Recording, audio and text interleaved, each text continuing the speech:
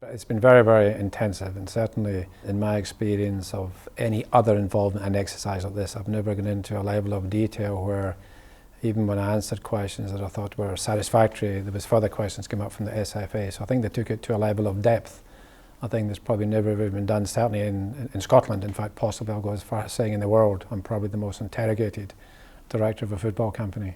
Because of the fact they interrogated you so much, do you feel like precedent has been set that the SFA and maybe other sporting companies in the world would have to follow now?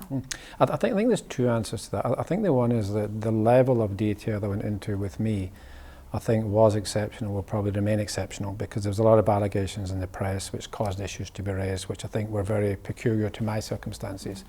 But having said that, I think that probably 80% of what they did, I think, should apply to other people. And if one goes back, for example, even with the Craig White appointment, if at that time that level of detail was done even to 60 or 70% of what happened with me, then I think Craig's earlier record of being disqualified as a director would have been picked up, I think, pretty smartly.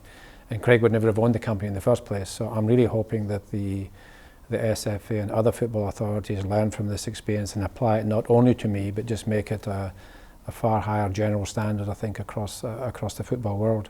Just on that, do you think a lot of Rangers' problems could have been avoided if this test had been applied to everyone who's been involved with the club in the past? I think there's no doubt about that. I certainly, as far as the Craig White situation is concerned, I think if the level of detail that I went through was applied to Craig White, he'd never have taken control of the club. And if Craig hadn't taken control of the club, clearly, the Charles Green era wouldn't have happened and everything that flowed there afterwards. So there's no doubt it wouldn't have happened. And I think the club would still have had a different owner, because clearly, the Murray Group's time was up. But I think it would have got an owner who was probably more appropriate in terms of, a proper funding plan, proper financial credibility, and at least would have given the club a chance. Whereas, as we look back now, with Craig White, the club never ever had a chance from day one. And now that this is all done, when do you expect to be appointed as chairman? I'm already appointed a director as from today, and then we'll have our first board meeting on Friday.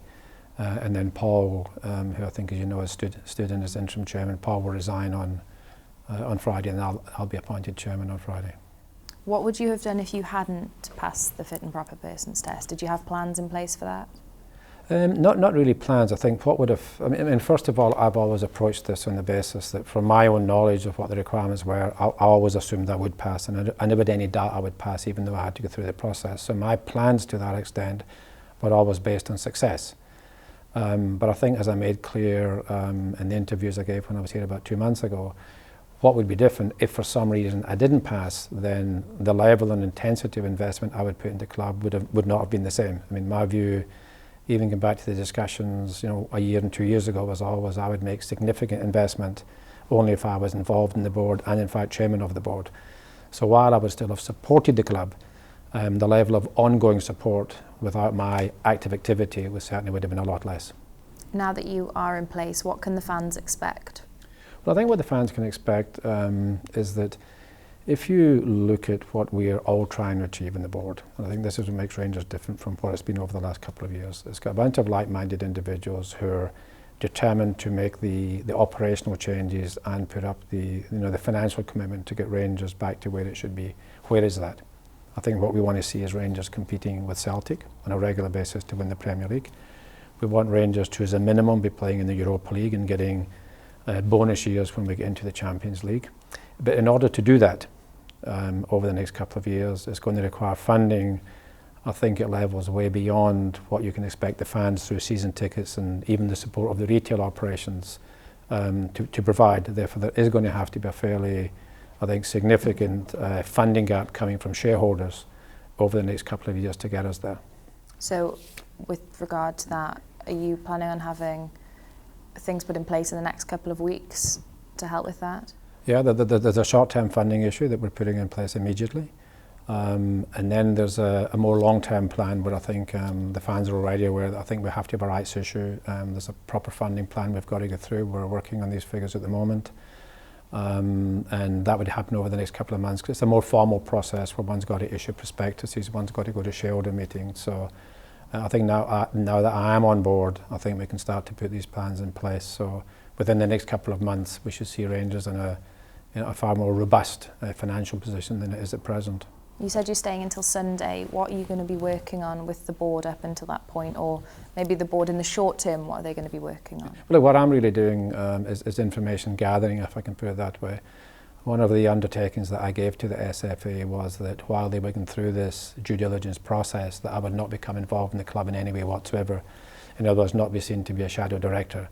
So a lot has been happening over the last couple of months. They've been working on budgets and plans, and there's been commercial issues to look at, and that's all happened away from my view. So it's very, very important that I sit down with the operating team, I sit down with the financial guys and look at the budgets and the numbers and the funding going forward for the forthcoming period, and start looking at some of the commercial issues that I've given no time and attention to, and of course get the board structure, I think, a little bit more robust with there's proper governance in place, and a lot of the commitments that I'd given to the fans when I asked for their support at the general meeting. It's now important that we follow through and do that. In the short term, you're obviously going to be very hands-on, but in the long term, would you like to take a step back?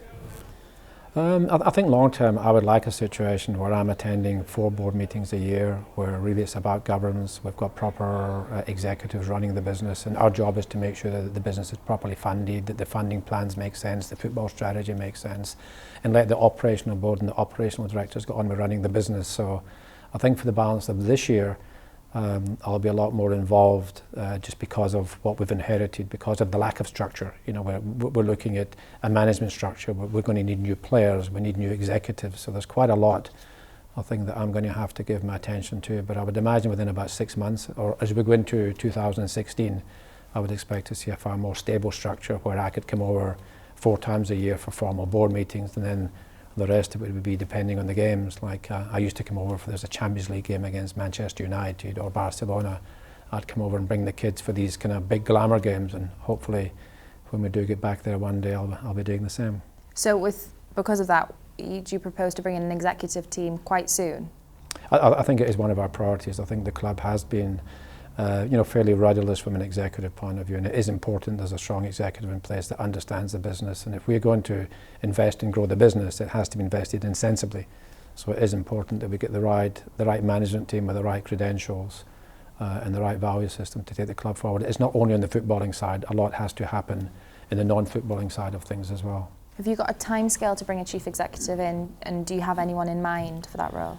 Again, that's part of what I'm looking at just now. I think Paul and John and some of the other directors have had some discussions in all aspects of the business. This is my first day really with my feet under the table, so to speak. So I'm really spending some time with them, looking at the selections and the interviews they've already had, looking at some of the options they've already got. But it is something I think we'll proceed with some rapidity, and a lot of work has been done in that area already. And will there be any new appointments to the board? My view is that looking forward, we should have a very strong, independent public company board at the RIF, at the Rangers International Football Club level, and a strong operating board at the football club board level. So I think one should expect to see changes over the coming period as we bring in some fairly strong, independent non-executives, not necessarily Rangers fans. I think it's good in a sense to have Rangers fans on the board of the public company, but you also want some independent people who are not purely motivated by this combination of being financially literate but also a fan. So I think that's quite important. And then see the Rangers Football Club company become more of an operational and executive board.